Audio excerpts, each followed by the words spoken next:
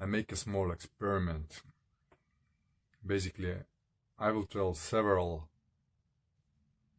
ideas straight, one after another, and later maybe I'll cut the video to pieces if it doesn't come out very natural. It's a Sunday morning, actually not morning anymore. It's already 1:30. And that project of testing now several stories straight is just to save up my time. I'm always trying to save my time more for learning.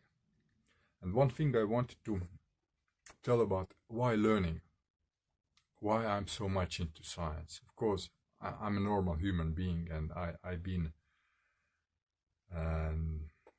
pretty well with math and physics when I was young, but later I went on to study music and martial arts. And my main study was, I really trained hard in martial arts till I had no more possibility, because I just quit my country, and I was running around the world escaping persecution and being in an asylum in many countries and trying to set my life up. And you don't have much time for martial arts in these situations, but I did try to teach martial arts to others as well, and that because of the computer age and cell phone age, these I didn't find students who really wanted to train as hard as I did when I was young, every day, every single day, for many hours. So I didn't want to teach people who just make it a hobby and show off thing for others, instead of really learning to know art deeply.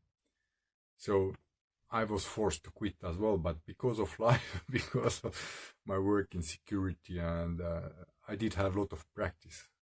Instead of just training, I had real practice a lot, and it kept me physically in shape. But this wasn't a real topic I wanted to talk about today. It's just an introduction about science. I started to talk science. So as I was away from my family and from my children, I had pretty depressive times. I even took antidepressants. So I realized I wouldn't be able to leave. I had some suicidal thoughts as well, but I'll get into that later, why I didn't even contemplate to kill myself in that stage in my life. I already passed that when I was younger, so I was just in these thoughts, very, very deep and dark, because I couldn't see my family. But the escape from it was science. I realized that when I delve deeply into studying something, that's a different world. Everything, all the problems just disappeared. It worked better than antidepressants. I took a couple of months. I took antidepressants. It was so hard I couldn't even work. I worked in one institution where I had to concentrate on documents, and I couldn't concentrate. It was so hurting was the situation. So I had to take very strong antidepressants, but not to continue with the medication. I just started to study all kinds of science I could get my hands on. I even took huge books. It was in times when I didn't use so much. Internet wasn't so much available then. It was just it wasn't on Wi-Fi yet. It was on all cable. So and mobile internet was very expensive at that time. So I bought books, and even books for just basic books for school, school age people, like fat books like that, all about science, every kind of science. And I just learned, just not to think about my problems. And that's why I got so much more curious about science. When you learn more, you understand more, and you will get more curious about certain things. So I'm still now. I have so many projects to learn, but right now, meteorology is my main topic of studying. But I have other projects to keep learning. So basically, this was escape from problems, and it really helped. Science is very good medication. I mean, it forced me to study in the first, because even though when I school times I was very good at math and physics, and I was in competitions at schools, and I was always second and third, and never first, but I was pretty high level on that. It came easy to me, but it wasn't my. I wouldn't like to be a scientist. But as it came easy to me, and I got curious, I cured myself from depression with science. So I respect science. Maybe one side is it is my medication. Whenever I have problems, I just take something which I'm curious about. It. I just concentrate on that, and I keep studying. So that now I recently learned. I mean, I was thinking about also when I created my cryptography method, which is still the I think it's the strongest cryptography, handwriting cryptography method that exists. I was back then thinking that everyone can do that. Everyone can learn cryptography. And same with science. I thought, why you don't learn science? Just when you have problems, take a science, and all the problems are gone, because you really have to understand. And when you have to understand, you have to concentrate. And when you concentrate, the rest of the world doesn't exist. So it's very good medicine. But later I learned also that our brains are different, that not everybody is capable of that. The brains are so much different, actually, which is knowledge already from 40, 50 years ago, from 60s, in half a century at least. This has been known, but unfortunately, the society wants to make everyone equal, but the brains are different so much that some parts of for example, visual cortex, or our processing of words, or whatever, processing of sounds, these parts of the brain can be up to 40 times in size difference. Imagine that, 40 times. So if somebody cannot understand mathematics, you cannot force. Imagine that you compete with someone who's only 1 meter high. Try to run with someone who is 40 meters high. I mean, in our brain is such difference. I have to repeat this name, but it's Russian scientist, so not everybody can understand Russian, but it's a Russian brain scientist, Sergei Savelyev. He explains very well and gives very much examples. I've been following his studies for several years now, but before I learned that our brains are so different, I thought everybody is capable also of learning my cryptography method. So now I have to take my words back a little bit and think not everyone maybe can catch up with that. I wrote my book about it, that everyone could, but in very basic level, yes, but in very basic level it won't be so safe that it won't be possible to crack the code. But for personal use, just for noting up some passwords or bank codes, it would be enough. But I mean, for learning it on a highly secure level, maybe not everybody is capable of. So that's a short saying that also the science, maybe it's not medicine for everyone. So everyone's brains are so different. So, and also our knowledge, our experience in life, if I even tell some basic things from life and basic stories, that it doesn't necessarily connect with you, and you may understand it differently than I try to express, because of different studies, different knowledge, life knowledge, and different life experience. So if what I'm saying, what I'm talking is not for everyone, that's the reality. Unfortunately, I cannot expect that everyone understands the things I'm saying exactly as I meant them to be understood. So I'm just checking my notes. I to make my stories faster, I just make quick notes what I want to talk about, which kind of stories I want to tell. So even if I'm not connected, and I will post maybe the video in one go, not to cut, not to waste time on cutting in parts, you understand that these are just collected stories from different notes. I made all these notes yesterday. Just I had some ideas that what kind of videos I would like to tell my stories about. Aging. I don't remember exactly what I wanted to tell about aging, but let me think. Because I've written about aging. All my blogs on WordPress, they've been on topic of aging in the beginning, only on topic of aging. But later I added so many different topics that I had to separate my blogs into different, open different blogs to different topics, and my youth extension WordPress blog became a conglomerate of everything. I dropped them in the politics and my life stories and whatever came to my mind.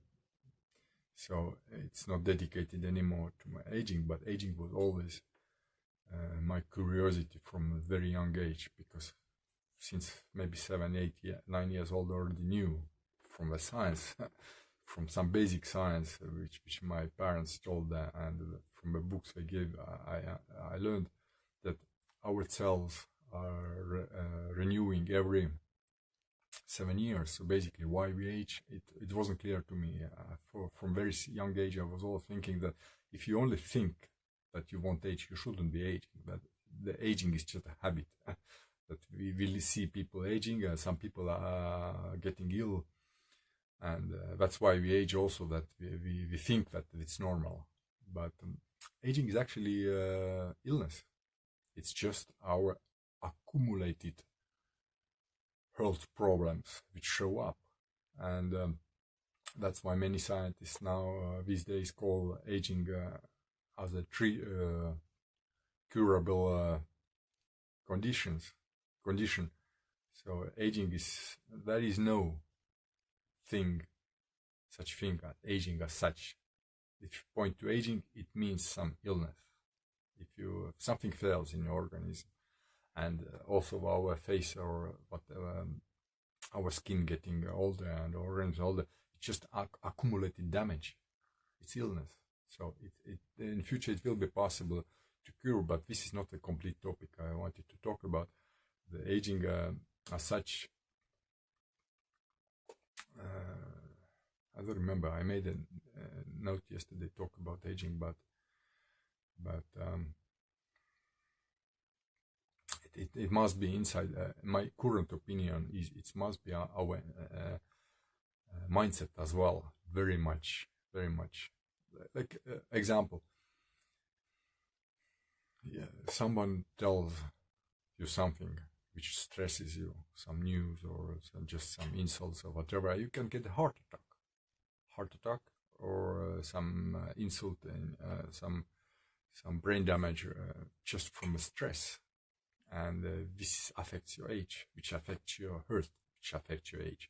So the words very much affect you, who you are in a health condition. And if you fall in love, and or if you have some good news, if you are a money-minded person, then if you get some good cash, you are elevated in your health and everything. So it's all in your mind. It's only a mindset. So now science has proven also a placebo effect, all these things which are showing that it is not just your mindset, it's also physiology, your physical condition, your physiology is affected by your thinking.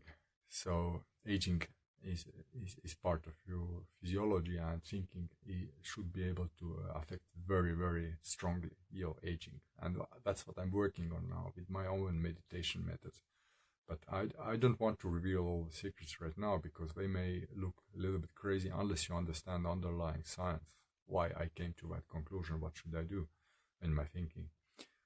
So as not everyone is capable of understanding, because our brains are different.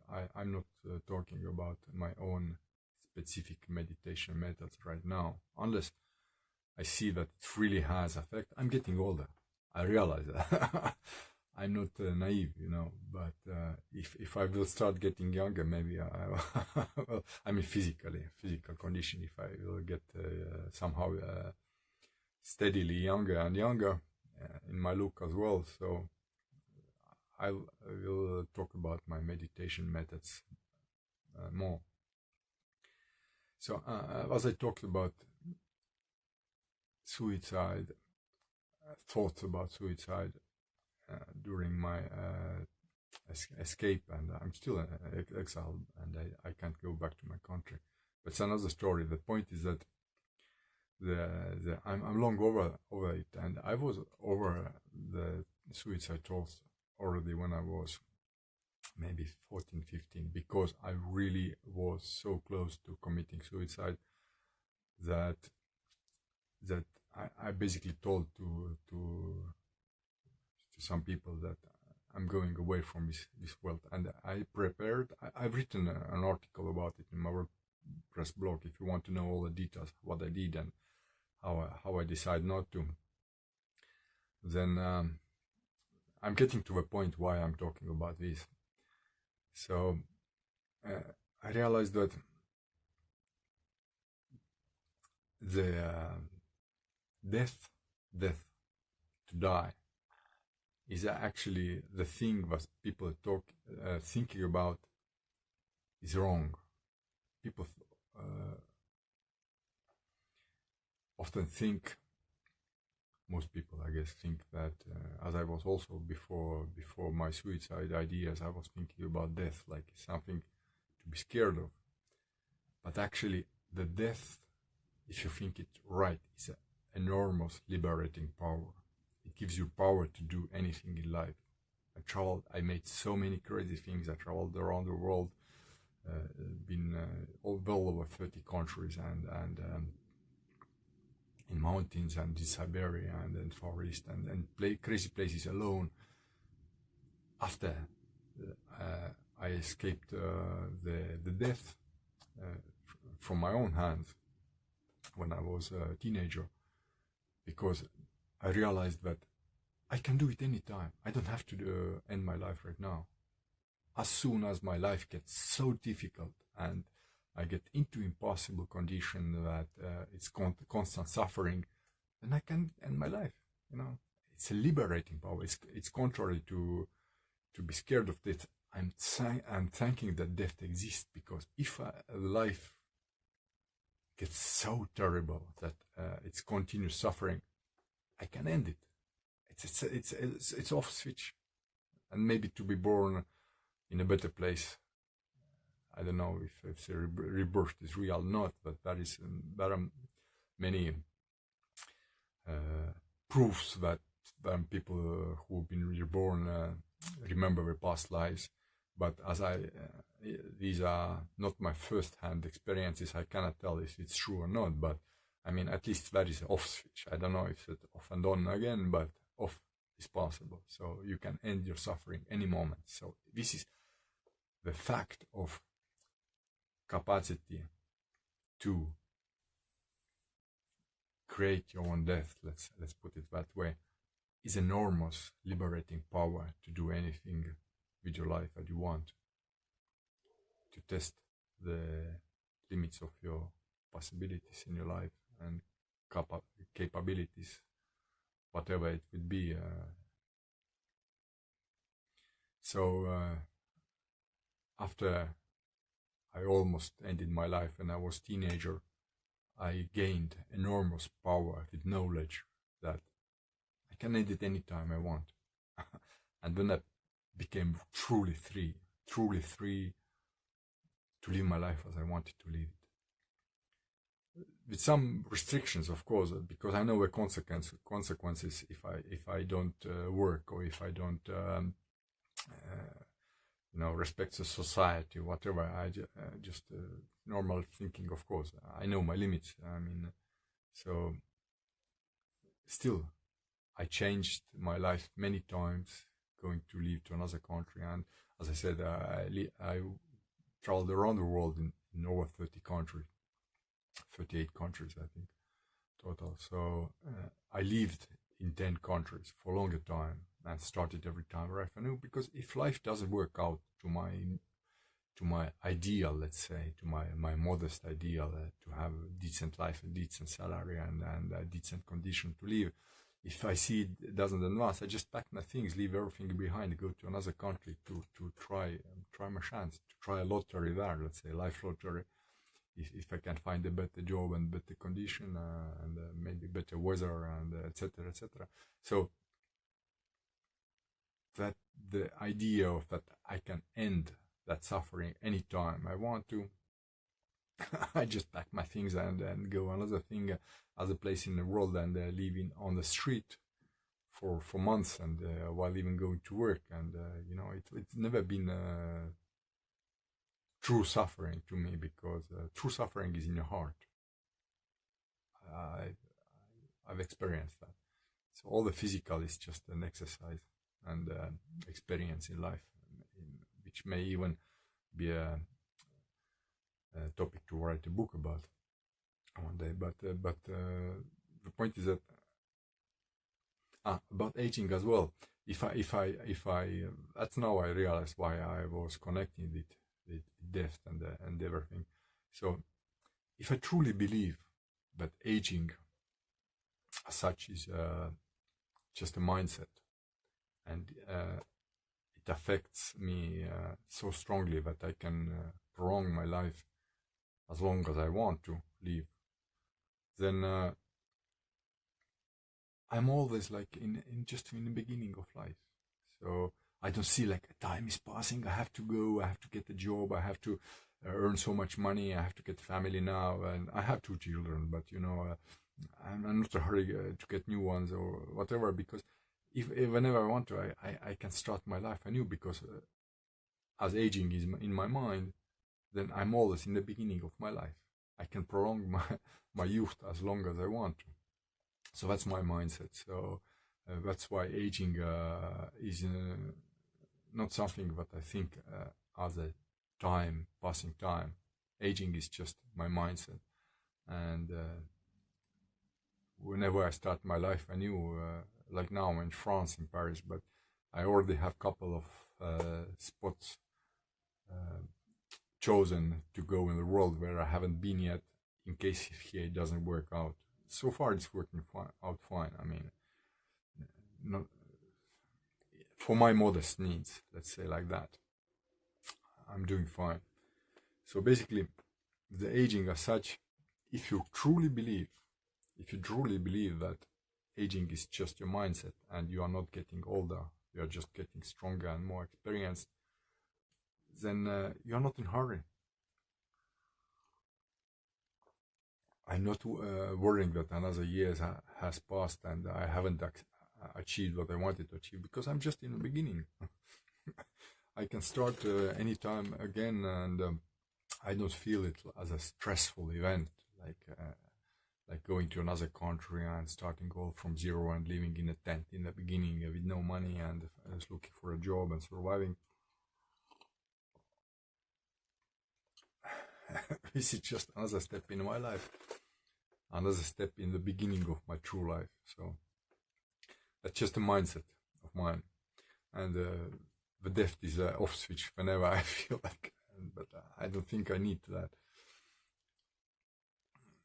unless my meditation method doesn't work out and I really get so ill that I cannot take care of myself anymore, then I can switch it off, and to be reborn another time. Anyway, it's going on too long around the same thing. Now, as I've been traveling around a little bit recently, and I don't take much videos. I don't post on my blogs photos and videos from beautiful places because I have all this in my bag, and quite good Sony camera and tripod, and I could stop over and take nice pictures to post on my blogs, but this means I have to concentrate my mindset on something else, to take photos, to take a nice place, and it's time, and I'm trying while I'm traveling take it all in, and to look at people. When I'm traveling, I'm looking around. I don't look just architecture or nature. I'm looking at the people who live there. I mean, not people themselves, but the place they live. I see the buildings, I see the houses, how they are built, and so in my mind, it's creates the idea. I'm looking at these people. Are they wasting their lives, or they are enjoying their lives? I'm not in their brains. Maybe some people enjoy just to take care of this all. But if I see the huge building, and it's poorly maintained, and I see the people struggling to keep up with all these small reparations, and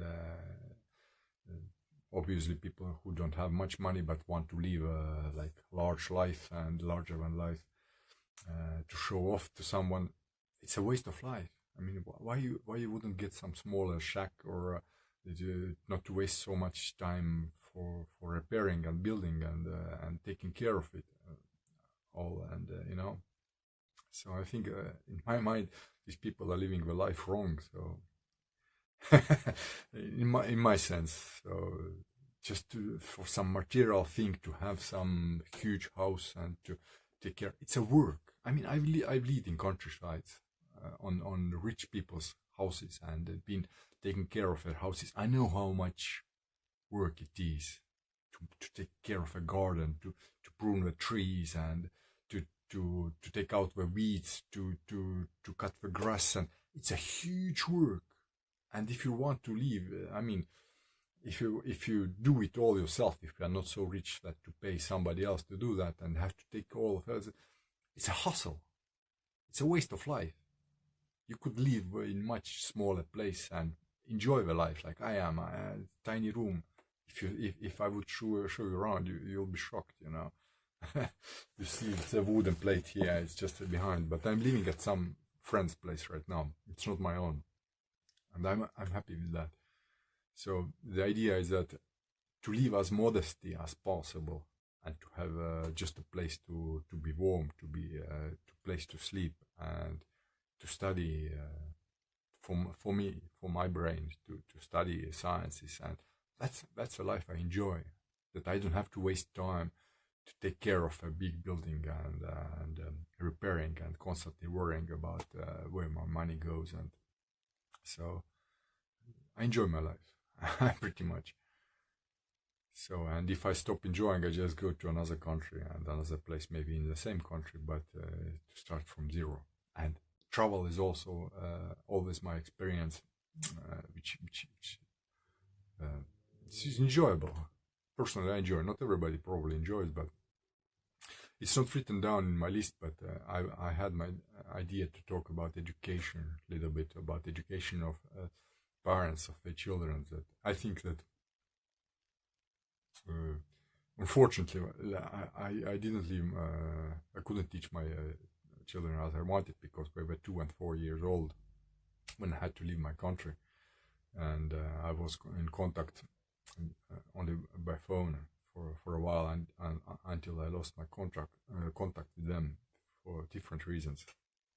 I know where they are now, and I know they're doing fine. They are adults, but the idea I always wanted to teach my children was to give them experience of living in tough conditions, in a tent, in a forest, little steps, like, so we are prepared. Whatever happens, we are not stressed if society collapses or even the idea of society or economy collapsing wouldn't give them any stress. So they would know what they would do, how they would act, and how they would survive in such conditions. It doesn't mean they have to live in that conditions. My mind as well. If I get money, if I make some way my money, I will be living in better conditions. But it doesn't stress me if I don't have these conditions. So that's the mindset of an idea of teaching children to learn not to be stressed. And one way to learn not to be stressed is to teach them all kind of ways to live life, not only the way they are living right now, like say in the family, they are nice and warm and parents take care, but the mindset should be prepared to know other ways of living. So if there is a big change in society or because of natural disaster or whatever loss in life, they would know what to do in that conditions. And it has to be trained, like everything. Like everything in life, to be calm, you have to be prepared to it, and you have to pass the training. So I think every parent should, little by little, teach their children tough side of life and experience it. Experience, modest way, but experience little by little to know what is it and to teach how to come out of it, what to do, and whenever it happens, they just keep living and enjoy their life. Just another step of life. So anyway, as I'm not the perfect person to talk about education, as I couldn't teach my own children and see the results, so I will stop on that topic. But now, about abandoned buildings. When I travel, I was talking about travel. When I travel, I watch the abandoned buildings and sites like a source of opportunity. It doesn't make me sad. If I see because I've been living on streets, and for me, if I see abandoned building, for me it's a chance to have a roof over me. So when I see maybe some people have died or just abandoned and nobody taking care of places like that, are so many, especially on countryside. Recent week I've been traveling out of Paris, taking small short train trips. There are so many sites which are just left behind and need to be taken care. And if you know, there are laws in Europe from ancient Rome that if you live in some private place, not public place, I mean, if that belongs to government, this law doesn't apply. I mean, it's private. If there is a private terrain and private ground, and if you go to live to that place, and you are not hiding. I mean, if you're hiding, this law doesn't apply neither. If you're hiding and don't take care of a place, you're just coming at night, sleeping and going on in the morning, this law doesn't apply. But if you take care of this place as a good owner, even though it doesn't belong to you, somebody abandoned, you found the building in a bad condition, terrain, you go to live there. Nobody chases you away. Owners are not found. You live there for 20 years, some cases even 15 years only, and you prove that you've been all these years taking care of it. Now, these days it's easier because you can film every step you do, you can take photos and track record of your activity there. If you live like a good owner of this place for 15, 20 years, you will become an owner of this place. And whenever I see people on the street, okay, some people are just not capable of because of their health problems or mental issues. They are not able to think that way. But there are so many young people who just see life no light in life. So I mean, look around, go around out of town, wherever you are. There are so many abandoned places. But just go to live there. Take care of it. Look up the law in your country, because in every Europe there is the law is based on ancient Roman law, and this is very good law. So people, if you don't take care, of her even personal belongings. If there is a car, for example, if somebody uses a car for 20 years, car was left behind. I mean, but cars don't last so long usually, but it becomes yours. But the thing is, like this ancient Rome, it wasn't meant for cars; it was meant for private property. So when I travel and I see abandoned buildings, it doesn't make me sad. It makes me glad there is an opportunity for young people who has no other light in life, just to go and to take care of this place, to have a place to live, to set up their life, and maybe become rich if that's your dream, because you can get some abandoned palace, a huge building, and if you build it up with your own hands and take care. But there are some just things to know about law. You have to take up the law, because it happened to me in Italy that I found an abandoned building. It was complete trees for growing through the building already. I cut the trees, but when I tried to make a contract for electricity to put the power inside the building with the electric company, then I was there 2-3 months, I think. Then the owner showed up, man, and chased me away, but he couldn't chase. I went myself, because he called the police, and I showed the police the law.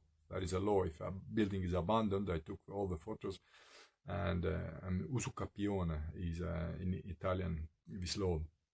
Usucapione is the user of his building.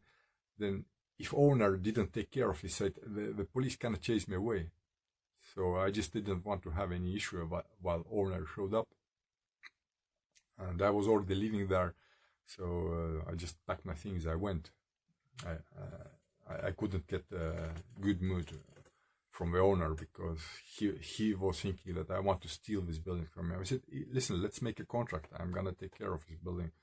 But he was so angry that I even went there. So even though his building was completely destroyed, I mean, by the vegetation which was in and out of the building.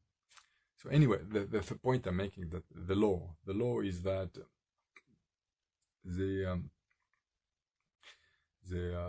if there is a contract with an owner, then this law doesn't apply. If owner exists, if owner comes to see this building, he lets to stay legally. I mean, he can chase you away anytime. But then this user's law doesn't apply.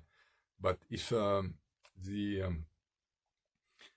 is no owner around, it's just abandoned. The owner in other country or owners have died, then this law applies. If the building is really not taken care, even if the owner leaves. When I looked at the laws in Italy, there was one case, example case in the law in the website. When I learned the law, there was example case that there was terrain left behind by some Italians who went to live in Italy, and after 20 years they came back.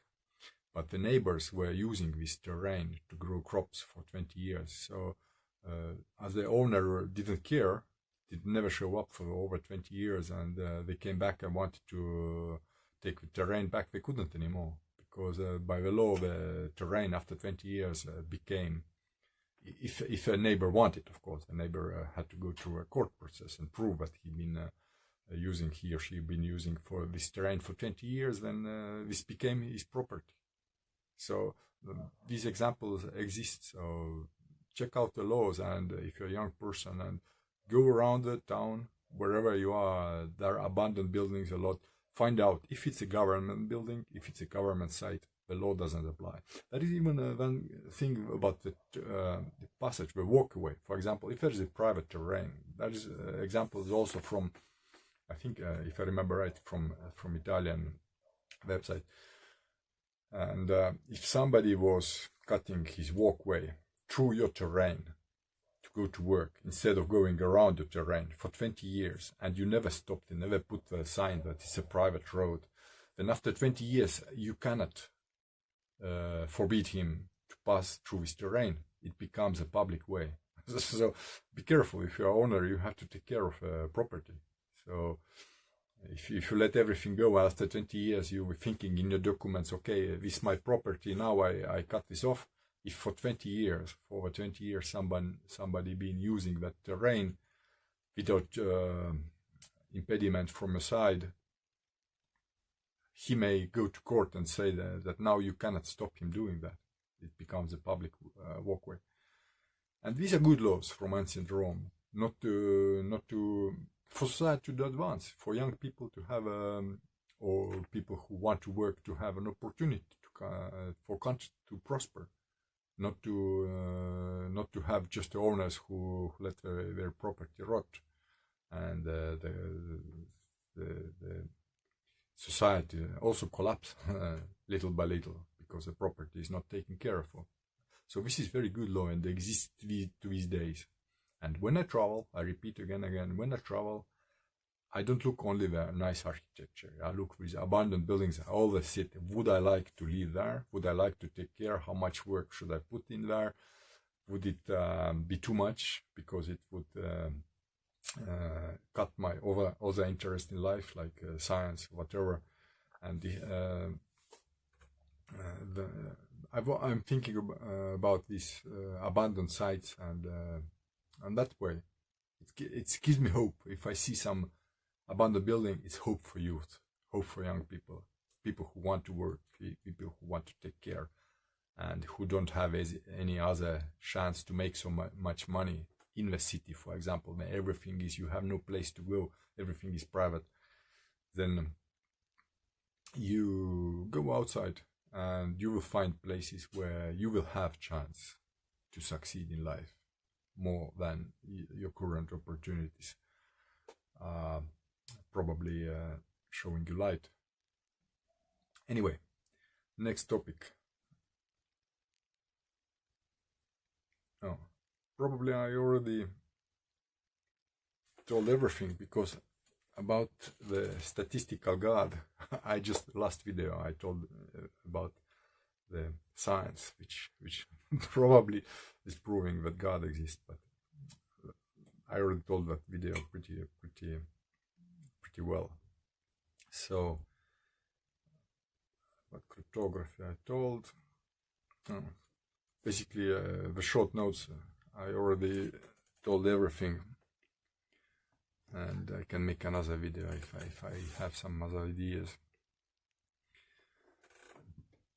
I took some videos, but with my yesterday when I was traveling, also got to the countryside with the train, without taking out my good quality Sony camera. I have some pocket camera since I worked in security, and it's pretty good, 1080p, and battery lasts for 4 or 5 hours, and I could film non-stop with that if I want to, but just, you know, I took some short videos, couple of minutes, and then I thought, no, it's just waste of time. I want to take it all in. When I travel, I want to see with my eyes. I want to really enjoy the landscape and all what's going around, and to read people's minds, how we live, instead of thinking about how I could take a better photo or better video. But I have planned, I have some cash right now, little bit, it's coming in. So I wrote about it on my social media. So I was thinking, should I buy a 360 camera, so I don't have to think about it, where to point it, where to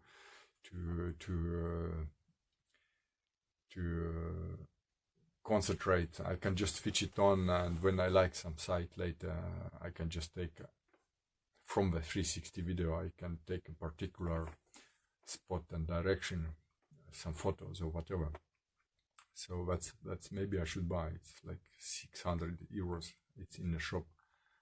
So, and I could also use it as a security camera, because, you know, the pocket security camera, you still have to point it somewhere, and the people don't like it. Sometimes it's better to use it, because I don't need to use the footage or photos. I can just shut up the people, and it works very fine. But in some cases, there is a fight or something. I've been attacked because of filming, so